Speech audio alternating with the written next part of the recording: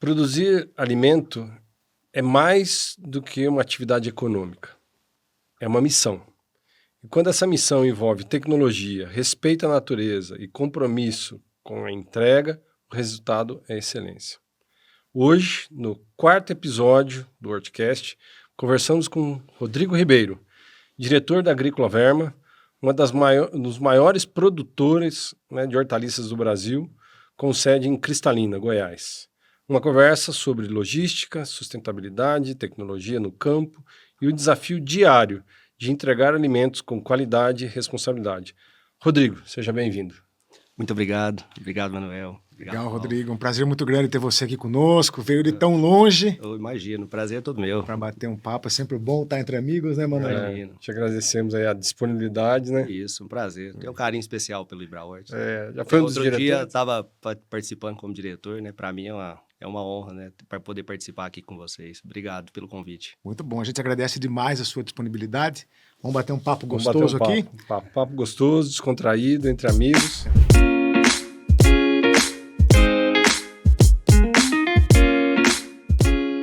Antes da gente começar, queremos agradecer nosso patrocinador, a Bayer Seminis, que é quem pôde proporcionar, quem pôde nos viabilizar para que pudesse acontecer esse projeto tão bonito e tão esperançoso do IbraHort, né, Manuel? Seja o primeiro de muitos. Estamos aqui na primeira temporada. Rodrigo, como começou a sua história na Agrícola Verma? Rapaz, essa é uma história interessante, viu? Entre tantas outras. Entre tantas outras. Né? Na verdade, eu na faculdade, né? Eu comecei por acaso também a trabalhar com batata, né? Faculdade do quê? Faculdade de Agronomia. Agronomia. Né? Uberlândia, Isso, né? Uberlândia, Faculdade de Agronomia. E acabou que por acaso eu conheci o professor Maguinho, né? Maguinho, que figura. tem uma atuação grande, né? Nessa muito área, ativo, né? muito ativo. De hortaliças, né? Uhum. E nesse momento ali, eu lembro que eu conheci ele, eu fui atrás dele porque eu estava querendo uma bolsa de iniciação científica, né? Conheço a história. Eu era daqueles alunos da faculdade que tinha bastante amigo, né? Meio custoso, gostava de farra, né? E aí, certo dia, meu pai me chama e falou, eu não aguento mais ficar sustentando essas farras suas, não, você tem que dar um jeito, né? E aí eu soube que tinha a oportunidade de uma bolsa, né, de iniciação científica. Aí, por acaso, procurei o professor Maguinho, né? Aí ele me falou assim, não, eu tenho sim uma bolsa. Ele falou, mas não é assim não, você tem que vir aqui trabalhar primeiro para ver se tem jeito de ganhar essa bolsa, né? E eu falei, eu vou trabalhar com o quê? Ele falou, com batata. Eu falei, não, mas com batata eu não quero, não. Quem te vê. Aí eu fui embora, né? Justo, batata. Aí eu fui embora, e aí depois daquela situação, foi indo e tal, e eu falei, mas eu precisava desse dinheirinho, ia me ajudar, hein? Aí eu voltei e acabei começando o trabalho com ele, né? E aí passamos a desenvolver uma série de trabalhos com hortaliças, né, pelo Brasil, né, com batata principalmente naquele momento. Isso ainda dentro da universidade. Dentro da universidade. Estudante ainda. E aí, nesse momento, acabou que surgiu uma oportunidade de fazer um estágio na Associação Brasileira da Batata, né, naquele momento. Olha só. Olha que legal. E a associação queria que eu desenvolvesse esse estágio lá dentro da Agrícola Verma, né? Era um projeto que a gente tinha de comercialização e desenvolvimento de produto e tal, e eu fui para lá, sem conhecer a região. E aí me disseram, eu não sabia onde ficava a Verma, não conhecia ninguém, né? E aí me disseram, falou, olha, é em Cristalina. Quando eu cheguei em Cristalina... Eu já fiz o caminho contrário, eu sei mais ou menos por onde você passou. Aí quando eu cheguei em Cristalina, eu liguei, né, pro meu contato, o único contato que eu tinha lá, e perguntei, falei, olha, eu já tô em Cristalina, onde é a empresa? Ele falou, não, agora você anda mais 100 quilômetros. Eu falei, meu Deus do céu. Aonde que eu vou chegar? Você tava em Cristalina, mas não tava. Para onde eu tô indo, né? E aí continuei. Você nem sabia o que era Agrícola Verma, não conhecia. Eu sabia que era um grande produtor, né, de batata, mas não tinha muita noção do que era, né? E acabei chegando lá, e foi em agosto. E eu cheguei, assim, mais ou menos na metade da manhã, e tava um calor. Eu falei, não, tô no faroeste. Parece que tinha até um feno rolando no meio do pátio, sabe? Eu me vi num filme. Eu falei, não, aqui não pode. Aqui não é o lugar não que eu vai virar, não. Eu falei, no máximo, eu espero chegar aqui agora, né? A pessoa que ia me receber, eu falei, eu espero ele chegar e converso com ele. Eu acho que até na hora do almoço dá tempo de eu ir embora de novo já, né? Olha isso. No máximo eu almoço por aqui e vou embora. Tudo para não dar certo. Assim. Para não dar certo. Tudo para não dar certo. Isso, assim, era um estágio, né? Que eu fui desenvolver lá e tal. E aí nós conversamos um pouquinho, ele me recebeu, ele pegou e falou, olha, você veio bem indicado, né, pela Universidade de Uberlândia, e assim, a gente teria, a ideia seria que a gente realmente continuasse depois aqui, te oferecer uma vaga, né, de trabalho e tal. Eu falei, opa, Opa, mudou. É. Falei, às vezes eu espero até amanhã. o faroeste não é tão ruim assim. A bolinha de feno rolando não é tão grande. Exatamente. Aí às vezes eu espero até amanhã, pelo menos, né? É. E aí eu fiquei e comecei ali o trabalho, né? E logo 5 meses depois, né? Eu fui contratado para a empresa Rapaz. para desenvolver um projeto de produção de semente de batata na época. Olha só. Aí depois daí as coisas foram acontecendo, né? Então Isso você está tem 15 dizendo, anos. que o primeiro emprego seu foi na Verma. Foi na Verma. E Primeiro você- e único. E Eu você não- está lá ainda. Tô lá ainda. Quem é o Rodrigo hoje na Verma? Hoje eu sou o responsável pela empresa de agricultura do grupo, né? Muito bem. Passei por... Eu diria que assim, acabou sendo um processo de trainee É. não premeditado. Olha É. só.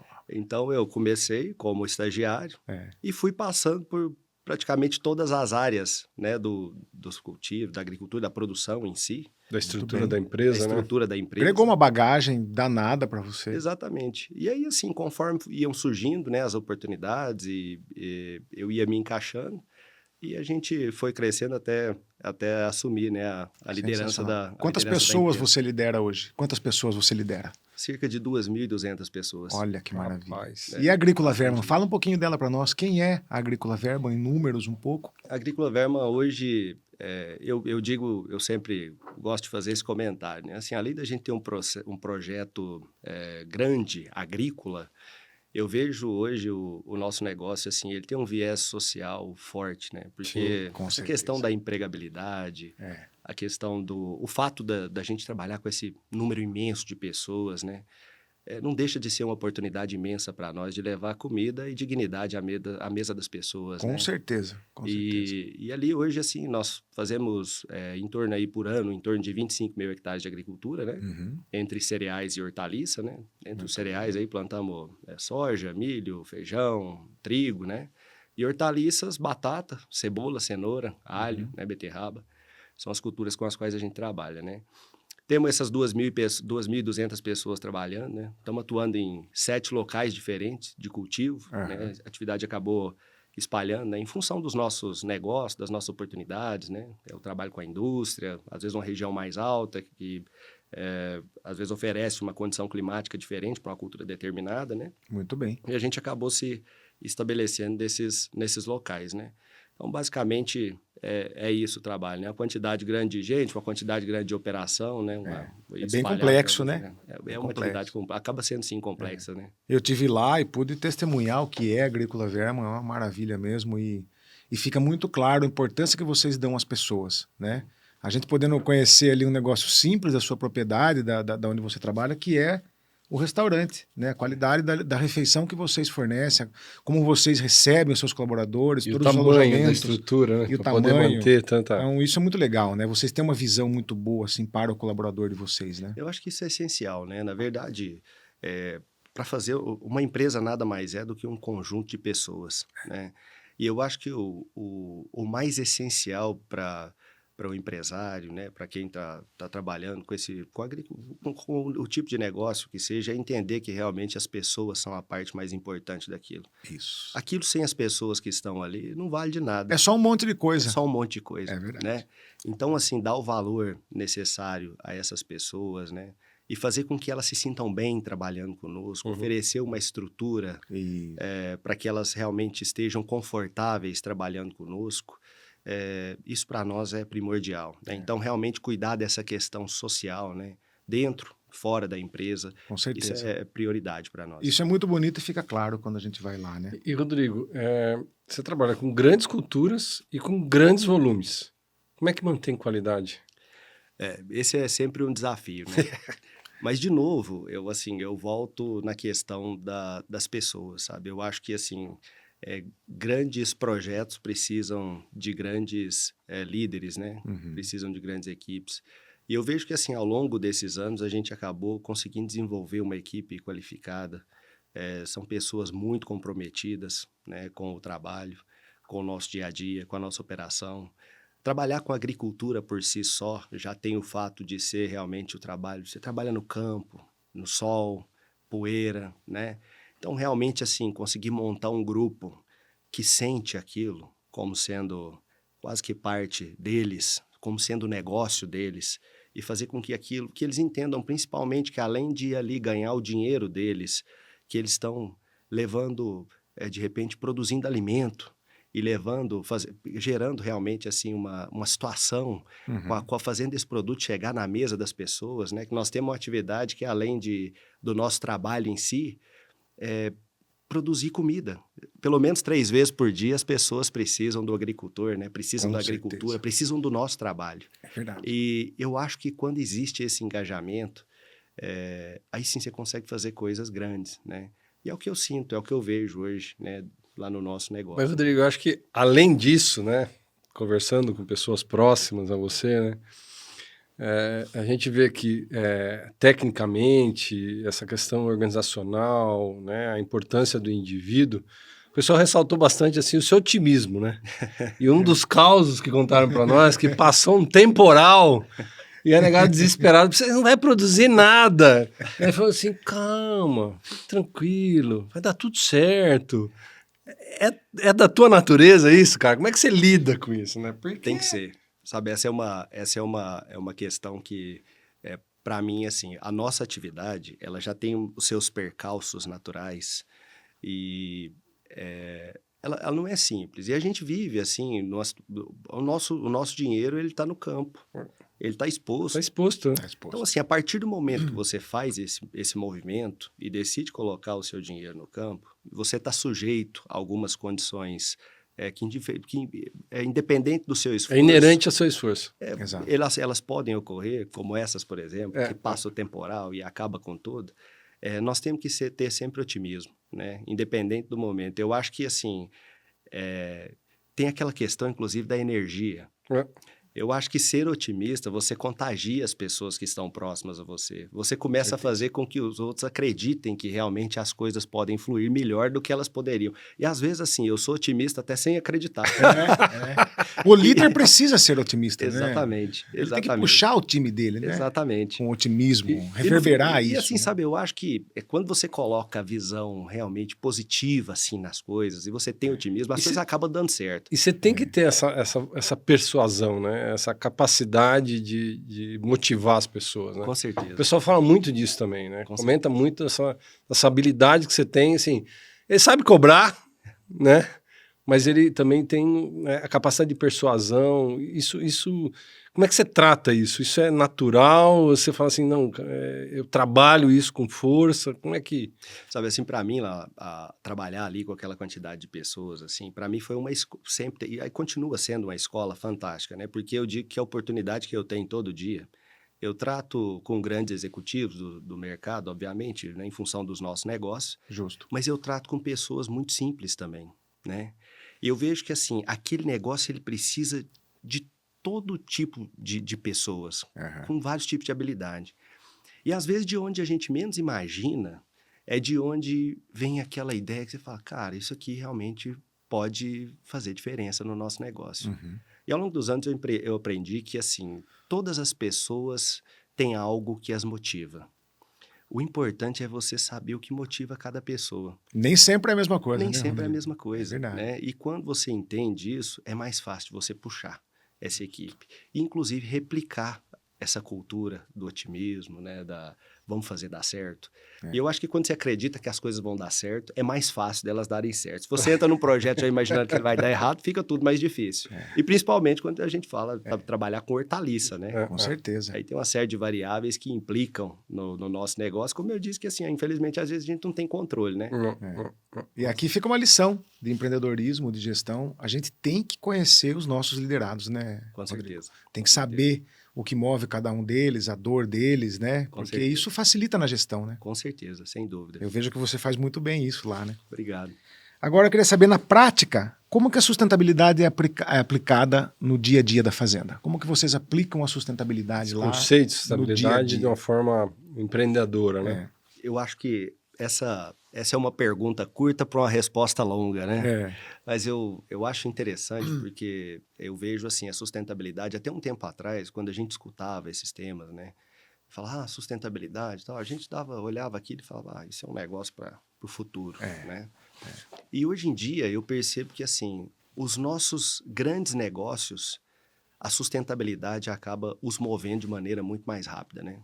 Então, assim, quando você fala em tratar com multinacionais, as instituições financeiras, né, que nos aportam, você percebe que, assim, essa questão hoje da sustentabilidade é importantíssimo para o mercado em si. Tem um apelo fortíssimo. Fortíssimo. Acho que essencial até, né? Com certeza. E eu acho que, assim, para a sociedade em si, é importante que a gente, inclusive, faça realmente a sustentabilidade, porque isso gera economia Claro. e gera resultados positivos para nós. Com certeza. Mas é importante também que a gente movimente nesse sentido e mostre para a sociedade que pode sim existir uma produção agrícola eficiente e sustentável. Perfeitamente. Então, assim, no passado, eu me lembro, tem um cliente nosso, né, uma multinacional, que eu tinha era uma discussão com eles o tempo inteiro, que eles nos davam um volume de produção de batata, né? E a gente fornecia eles, e o volume sempre era pequenininho, né? Eu falava, a gente tem que aumentar, precisamos crescer, porque, olha, é a oportunidade, às vezes, da gente investir um pouco mais, montar uma estrutura maior em torno desse negócio, oferecer, inclusive, mais qualidade, que a gente pode modelar isso aqui diferente, para dar um atendimento especializado para vocês. A resposta era sempre a mesma. Essas indústrias, normalmente, elas se concentram em Minas ou na região sul do país, e nós estamos no Goiás, né? Então, eles olhavam e falavam, olha, é difícil porque vocês estão num local diferente, e ali hoje é caro. Então, tem a diferença, a alíquota, né, de estado, imposto, passar de um né? estado para outro. Tem a distância entre a área de produção e a indústria. Então, assim, em outras palavras, vocês são feios, pobre e mora longe. Mas, Todas as dificuldades possíveis. Rodrigo, pegando esse gancho, assim, visto o volume que vocês produzem, né, as distâncias, né, que são continentais no Brasil, como é que é a operação logística, né, da Verma? Né? Que nível, que estrutura é essa para dar suporte a tudo isso e ser eficiente, né? Hoje, assim, competitivo. A gente trata disso assim de duas maneiras, né? Tem primeiro a logística de internalizar tudo que a gente produz, né? Acaba que hortaliça é um conjunto volumoso, né? E faz assim, não é, por exemplo, você vai para plantar 1 hectare de soja, você precisa de um saquinho de semente que cabe em qualquer cantinho. Para plantar 1 hectare de batata, você precisa de 4.500 quilos de batata, né? Então, assim, tudo isso realmente acaba gerando uma logística imensa, né? Conseguir transportar isso de um lado para outro. E tem semente de batata e de alho, que é a própria... Áreas de armazenamento. Áreas de armazenamento, né? Então, assim, internalizar realmente tudo isso, né? Acaba que, assim, essas são coisas que às vezes a gente não fica nem pensando nisso no dia a dia. Já até foi, não ficar né? sofrendo, né? Porque senão você fica louco, né? Mas é uma operação realmente grande, né? De logística, né? Operacional, né? E aí depois tem a operação, assim, de tirar isso da fazenda e entregar ao mercado, né? A gente, os nossos clientes normalmente buscam, né, a produção lá na fazenda e até ali, né, a responsabilidade é nossa. Mas, assim, a gente tem montado, sim, uma rede de distribuição de clientes, né, principalmente, assim, pelo país. A gente consegue, hoje, atender os 26 estados do país, mais o Distrito Federal, né? Então, apesar, assim, nós estamos no centro do país, né, próximo a Brasília, então tem essa facilidade logística, né, para nós. E, obviamente, depende do local, né, da disponibilidade de produtos, se tem uma região ou outra produzindo mais próxima, né? Mas a gente, ao longo dos anos, tem enviado produto para todos os estados aí do Brasil. A gente né? sabe que vocês aí, né, entregam produtos frescos em escala nacional, né? Para todos os lugares. Exatamente. Qual é o maior desafio dessa operação, de botar produto fresco no Brasil inteiro, de norte a sul? Eu acho que eu vejo assim, hoje a perecibilidade dos nossos produtos é muito alta. Né? Esse é um grande desafio. É um grande desafio. E hoje, produto assim... fresco, né? Produto fresco. Ele vai apodrecer, né? Se você não cuidar direito, não manter... Exatamente. E nós temos clientes, assim, na região de Manaus, por exemplo, né? Do Amazonas. Então, assim, fazer com que esse produto chegue lá com a qualidade a qual ele saiu ali da empresa, né? É um desafio. O caminhão anda de balsa, demora às vezes 10 dias na estrada, né? Muito bem. Então, assim, Eu acho que hoje tem essa questão assim de trabalhar com variedades, ver de repente o shelf life de cada produto, o que às vezes se consegue, né, passar mais tempo ali, é menos perecível, né? Uhum. A gente busca muito isso, mas é claro que assim, produzir hortaliça, como eu disse, depende muito do momento, né, da situação, e tem alguns cenários que a gente às vezes não consegue controlar, né? Então acaba tendo um ou outro problema, assim, faz parte da operação. Mas, no geral, eu diria que funciona até bem, né? Pela quantidade de coisa e o quanto se espalha aí, né, no E Brasil. efetivamente o resultado consegue atingir, né? Com Exatamente. E, Rodrigo, das tecnologias, né, da produção, do beneficiamento, o que tem de tecnologia que tem feito a diferença hoje na produção da Verma? Até assim, aí eu volto até um pouquinho na questão da própria sustentabilidade, né? Eu acho que ela vem muito aliada também à questão da tecnologia. Eu vejo que, assim, esses pilares hoje, assim, inovação, a tecnologia, a sustentabilidade, são importantíssimas para que a gente consiga, de fato, fazer um trabalho que traga retorno efetivo para nós, né? Então, assim, essa história que eu estava comentando, né, sobre os nossos clientes, né, que você está longe, né? A partir do momento que você migra para uma agricultura mais sustentável, eles começam a olhar para você com um olhar diferente. Uhum. Eles começam a ver ali e falar, opa, esse produtor aqui, Tem valor. ele tem valor. Ele está olhando para o nosso negócio de uma maneira diferente. Legal. Ele quer gerar uma outra coisa que não só a produção. Uhum. Então, a partir disso... Credibilidade, Com certeza. assertividade, frequência. Exatamente. E a partir disso, então, surgem ali os cover crops para nós, né? É. E isso vem, assim, no momento interessante, porque o cultivo do cerrado, de certa forma, ele quase que acontece no mesmo momento. Uhum. Né? Vem ali a maior parte, né, dos agricultores hoje estabelecidos no cerrado, vieram do sul e abriram o cerrado quase que no mesmo momento, né? Justo. E aí a gente começa a fazer uma série começa a fazer produção, né, monocultura, aquela coisa toda. E no nosso caso especificamente, as rotações de cultura elas acabam tendo um viés mais intensivo ainda, porque você acaba cultivando hortaliças e movimentando o solo. Com o passar do tempo, se você não faz um trabalho diferente, de repente alguma cultura intercalar que quebre aquele ciclo patogênico... Você precisa regenerar o solo. Exatamente. Já acaba tendo problema com isso. Então, vem as culturas de cobertura, né? E a gente começa a fazer esse trabalho e começa a ter resultados expressivos com isso. E aí a gente sente falta, por exemplo, que eu acho que, assim, a gente está falando de sustentabilidade e tecnologia ao mesmo tempo. Montamos uma biofábrica há cerca aí de 5 anos atrás, que é um projeto também que eu considero, assim, um sucesso, porque no início a ideia era... aplicar aquilo de uma maneira mais inundativa nessas áreas de planta de cobertura, né?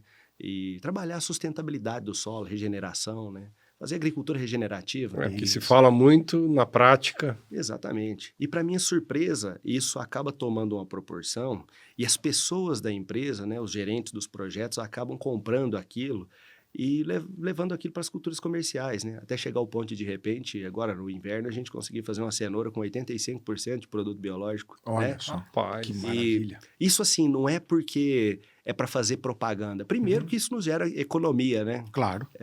E segundo, que se você pode fazer dessa forma, por que não, né? Sim.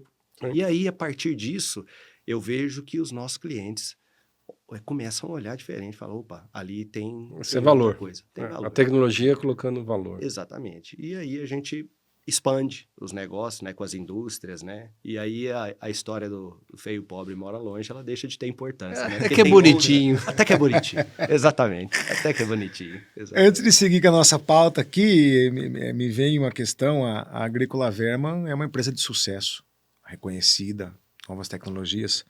E você, com certeza, com o seu trabalho, tem grande responsabilidade. Você também atingiu o seu sucesso pessoal e tudo mais. Foi sorte? O pessoal fala muito disso, né? Como é que é? Foi sorte? Bateu produtividade de novo. É sorte. É sorte, Rodrigo? Eu acho que sempre tem que ter um pouquinho de sorte, né? Mas todo ano... A sorte sozinha não faz muita coisa. Né? Nesse eu ponto acho que eu queria assim, chegar. A gente... assim, quando eu olho para a minha história pregressa, né? eu não me lembro de nenhum momento, assim, que as minhas funções mudaram, as minhas atribuições mudaram ao longo do tempo, mas eu não me lembro de nenhum momento que eu tivesse, assim, trabalhado pouco, eu tivesse focado pouco, que eu não tivesse ficado noite sem dormir, que realmente não tivesse me preocupado com aquilo, como se não fosse um negócio, uma das coisas que, assim, eu precisava fazer aquilo acontecer, porque tinha muita gente que dependia daquele projeto. Então, eu acho que o foco, a determinação, né? E eu sempre digo também que, assim, você fala, nossa, você se considera, de repente, uma pessoa diferente por estar fazendo essas coisas todas e ter crescido. A minha carreira, realmente, ela foi rápida, né? Não é a maneira que eu enxergo. Eu acho que, assim, quando a gente tem vontade de fazer uma coisa e a gente foca, e a gente trabalha, e a gente deposita amor, carinho, Isso. né, dedicação, eu acho que as coisas acabam acontecendo naturalmente. A sorte vem. É claro. E assim, eu acho que sempre, independente do que você faça, sempre tem alguém te olhando. É verdade. Sempre tem alguém te observando. E assim, naturalmente, o destaque ocorre quando você faz, às vezes, um pouquinho mais. Isso. Um pouquinho mais o que é? Vou fazer até aqui ou eu passo um pouquinho daqui? É a teoria de 1 quilômetro a mais, Exatamente. né? Vou andar 1 quilômetro a mais, né? Exatamente. E eu acho que isso acabou fazendo a diferença, né? Pra gente seguir como Acho que está muito relacionado àquela questão que você citou há pouco da energia, né? Se você está com energia naquilo, fazendo, acontecendo, vai acontecer, né? Exatamente. As coisas boas virão, né? Exatamente. Então, porque você está canalizado naquilo de lá, né? Tá mesmo. E isso é muito legal. Qual que é a sua visão para o futuro da horticultura brasileira? O que ainda nós precisamos melhorar como setor? Eu acho que o agricultor, ele é bom em muita coisa, né? Eu acho que o agricultor, ele faz de tudo, né? Ele tem que ter quase... O agricultor, o agrônomo, quem está envolvido na agricultura, né? Eu falo que além de saber produzir, ele tem que ser psicólogo, ele tem que ser advogado, ele tem que ser contador, ele tem que saber de tudo um pouco. Tem que saber do clima. Do clima. E faz tudo muito bem. Agora, uma coisa que eu acho que, assim, às vezes a gente não faz tão bem, e é um pecado, é se comunicar melhor, né? Eu acho que a gente acaba se comunicando mal. Porque a gente faz tanta coisa boa. É verdade. E às vezes eu sinto que, assim, o mercado nos bate de uma maneira que às vezes não faz nem sentido.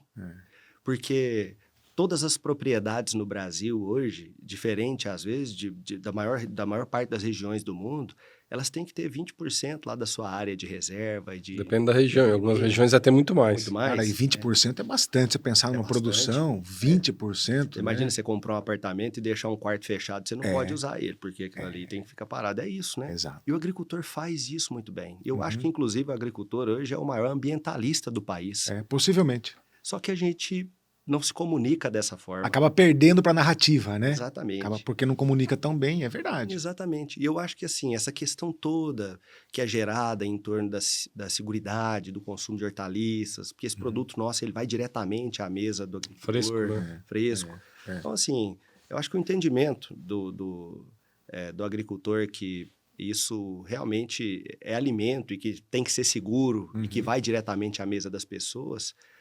para nós é importantíssimo que a gente consiga se comunicar dessa forma e gerar confiabilidade. Mostrar para as pessoas realmente que, assim, pode consumir isso, que isso aqui é seguro, né?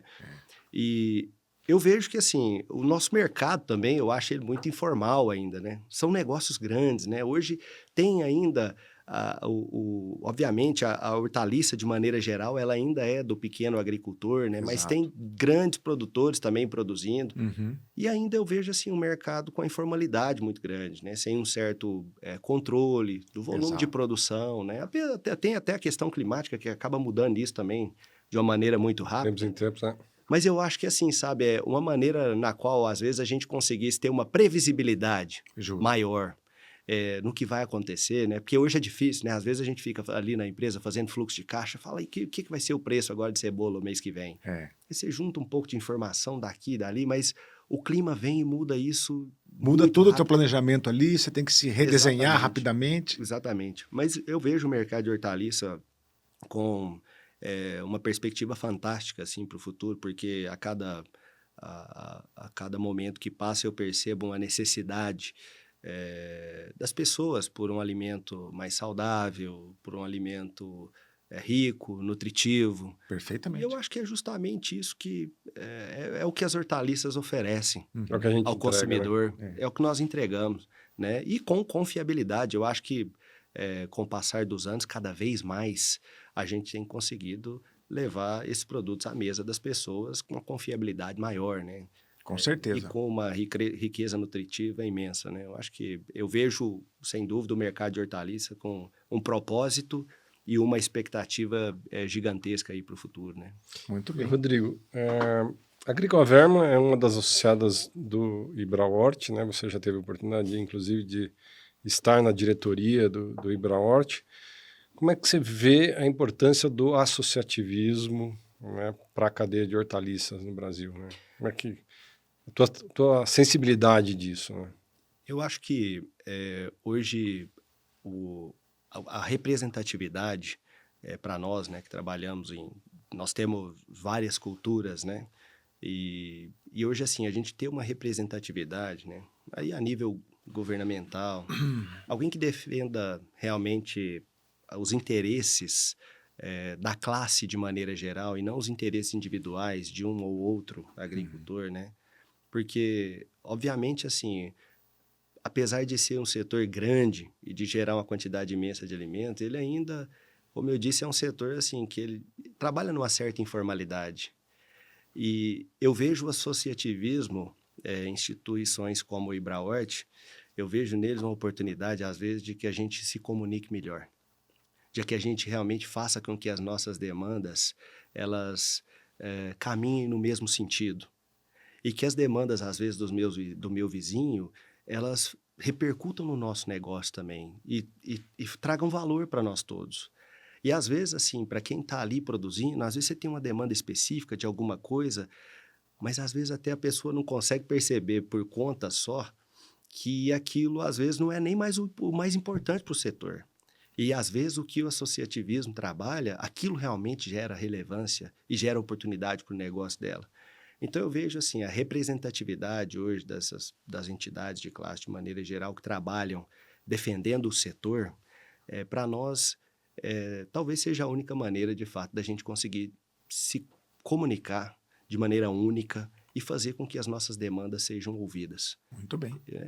Eu vejo dessa maneira, né? Então, eu vejo de uma maneira importantíssima. O Ibrahort é um excelente veículo para a gente alinhar a comunicação. Expectativas, né? Com certeza. Criar a nossa narrativa adequada ao que realmente é o setor, né? Com certeza. Trazer as verdades, os benefícios que esse setor traz para o nosso país, né? E para a população nossa. Com certeza, sem dúvida. Muito bem. Bom, a gente chega então próximo ao E quadro voa o tempo, final. hein? Mas eu queria saber um pouco de você, antes da gente entrar no quadro final. Eu soube que você tem bastante medo de assombração. Que história é essa aí, hein? Você tem uma relação assim, como é que funciona isso? Hoje não mais, mas já tive. Já tive. Já. A primeira casa. Essa primeira casa que eu morei, foi uma casa ali próxima à fazenda, né? E tinha um terreno grande com uma casinha pequena no meio. E aí eu ficava ali naquele lugar ali, sozinho, tinha ninguém. Mas era uma dificuldade imensa, né? Eu falava, meu Deus do céu, como é que eu vou dormir nesse lugar aqui? Eu falei, aqui não tem menos de 3 assombrações para cada indivíduo que tiver aqui dentro, né? E aí eu falei, eu vou arrumar um cachorro. Falei, o cachorro que, se tiver uma assombração aqui, nós dois se viram. É verdade, é uma boa companhia. Uma boa companhia. Aí esse cachorro, rapaz, eu arrumei esse cachorro e era um cachorro desse tamanhozinho. Ele falou, não cresce muito não, do tamanho de um dinossauro. O que eu vou fazer com esse cachorro aqui nessa casa desse tamanhozinho agora?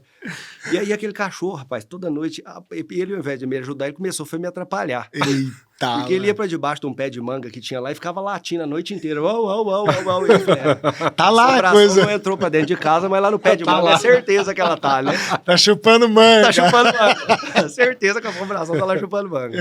E aí, foi passando o tempo, até que certo dia eu falei, eu vou ter que ir lá, né? Eu vou ter que acertar minhas contas de assombração. Como é que eu vou fazer? Que eu não durmo mais, o cachorro começa a latir lá, eu passo a noite acordado.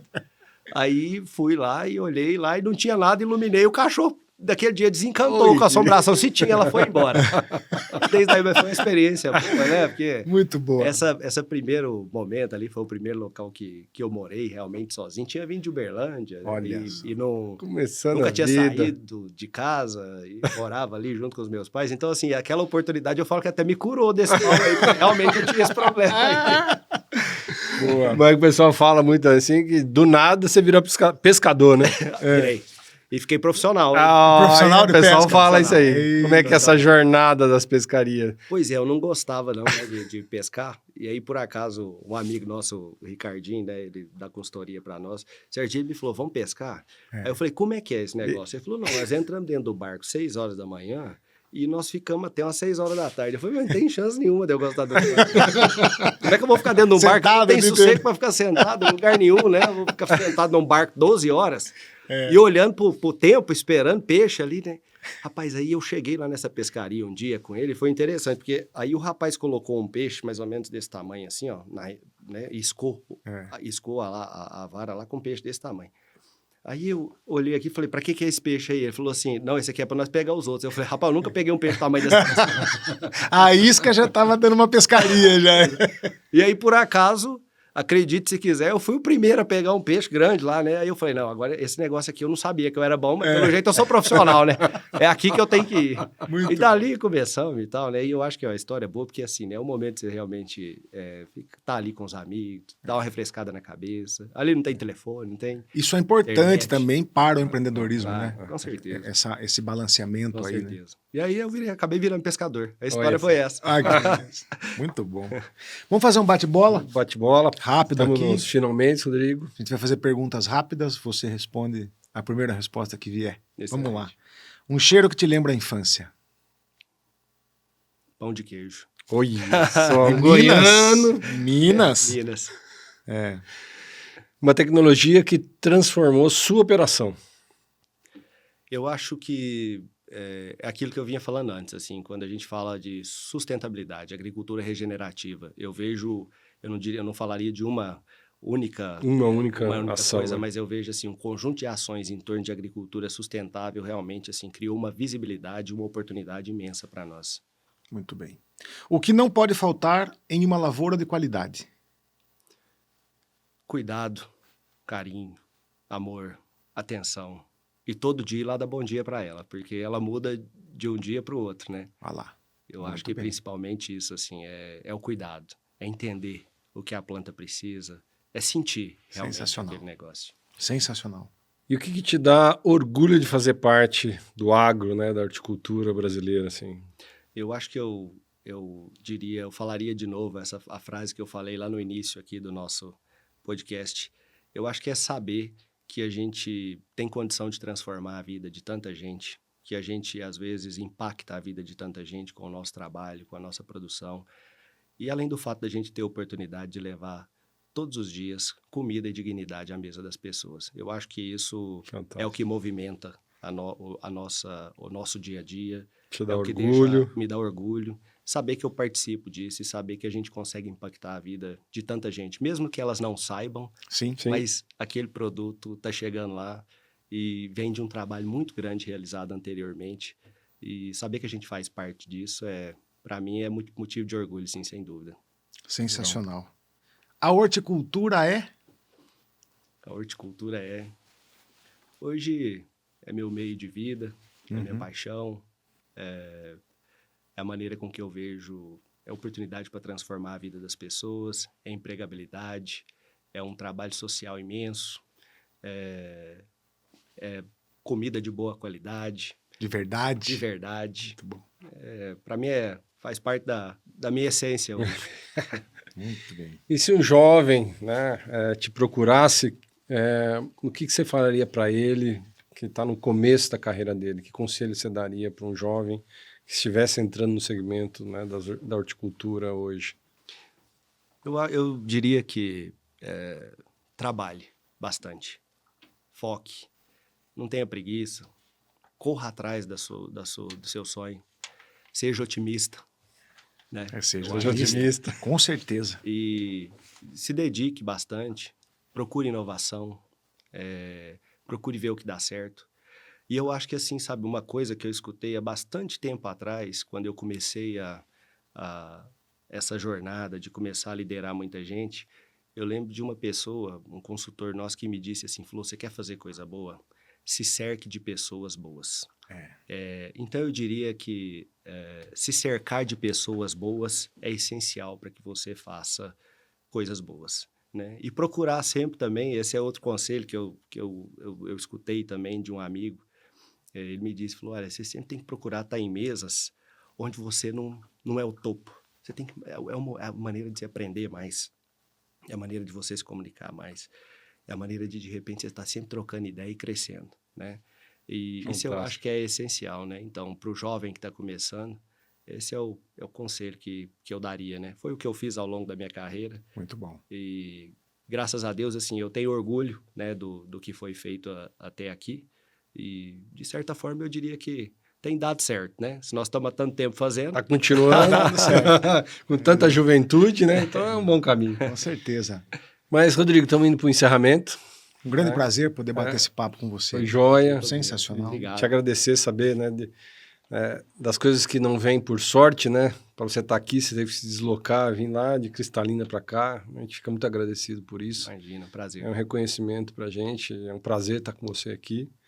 Né? E dessa forma a gente queria agradecer, né, pela grande produção, né, pode, deve caminhar junto, né, com responsabilidade, com tecnologia, com respeito, a origem, isso você colocou bastante nas suas falas.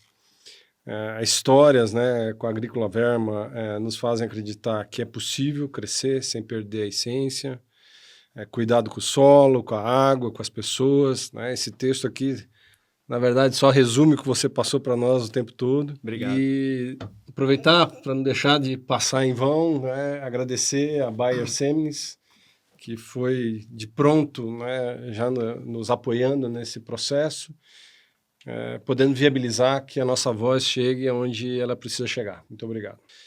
E você que ouviu, né, até aqui, né, compartilhe esse episódio com quem também acredita em um agro moderno, né, eficiente, sustentável. Né? Até uma próxima temporada. Essa temporada aqui se encerra, né, com esse episódio com o Rodrigo, né, e a temporada do Horticast continua, porque é assim que começa uma boa colheita, né? Com histórias que tocam e transformam. Em nome do IBRAHORT e de todos, né, que nos acompanham no Horticast, nosso mais sincero agradecimento. Muito obrigado. Obrigado. Muito bem, assim então encerramos nossa primeira temporada, uma temporada de 4 entrevistas, muitas histórias, muitas personalidades. Muitas lideranças. Muitas lideranças. Papo bom. Papo bom. Espero que em breve possamos abrir então a segunda temporada do Horticast. Obrigado a você. Tem muita gente boa por aí. Obrigado aos nossos associados que estiveram conosco e até a próxima. Obrigado, Rodrigo. Obrigado a vocês. Muito bom. Top line. Valeu. Obrigado, meu amigo. Sensacional, foi muito bom, tá?